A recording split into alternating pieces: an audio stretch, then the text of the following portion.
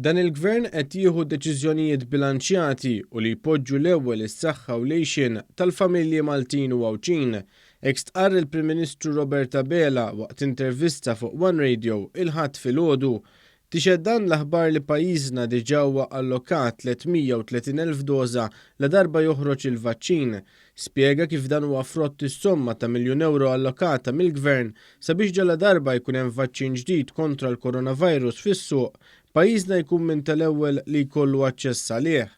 Stqarr li dan il-Gvern seta' jalloka din is-somma minħabba l-bilanċ milħuq bejn is-saħħa u l-iżvilupp ekonomiku li jibqa' għaddej b'mod b'saħħtu. Ħdimna b'approach li huwa differenti, b'approach li huwa kalibrat, b'miżuri li huma targeted, tempestivi u n-numri, l-istatistika li qed ikollna llum jidher illi l-istrateġija li rġajna użajna issa ħalliet il-frott meħtieġ. Innota l-investiment li sar sabiex jiżdied l-ammont ta' swabbing għal kif pajjiżna sa bil-bidu ħad deċiżjoni li flok innaqsu r-rata ta' testijiet sabiex in-numri ma jidhrux għoljin, żidna n-numru ta' swabbing sabiex nidentifikaw il-pożittivi. Illum iċ-ċifri qed juru li din l-istrateġija tatna raġun għal mod kif imxejna, stqarr il-Prim Ministru. Għal is-serjetà, dixxilpina u trasparenza huma prinċipji li qed jintużaw fil-politika ta' dan il-Gvern f'kull settur.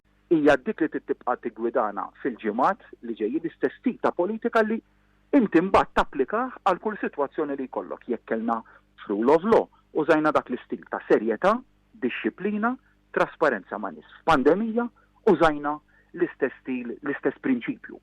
U dak huma l-prinċipji li jridu jibqgħu jmexxuna il-qudiem fix-xhur li ġejjin. Stqarr kif meta kellna sitwazzjoni bla preċedent fejn trid issib bilanċ bejn l-ekonomija u s-saħħa għal 5 ġimgħa konsekuttiva f'pajjiżna l-qatt kompla jonqos. Spjega kif din tfisser li l-għajnuna li tal-Gvern anke fl-iskema tal-pagi ħadmet sabiex ma jintilfux impjiegi u ġew mejjuna in-negozji.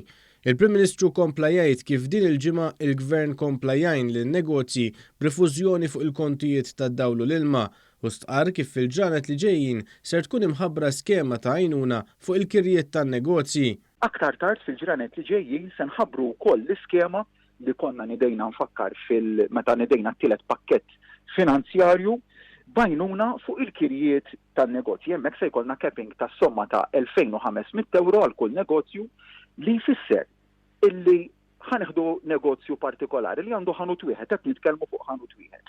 Li l-benefiċċju li se jkun qed jieħu hemmhekk huwa ta' 4,000 euro li hija somma sostanzjali, somma li nemmen li se tkun importanti ħafna f'dan il-mument partikolari. Il-Prim Ministru Robert Abela qal kif dan kollu juri biċ-ċar kemm dan il-Gvern jaf fejn irid imur, baqal u serjetà fit-tmexxija.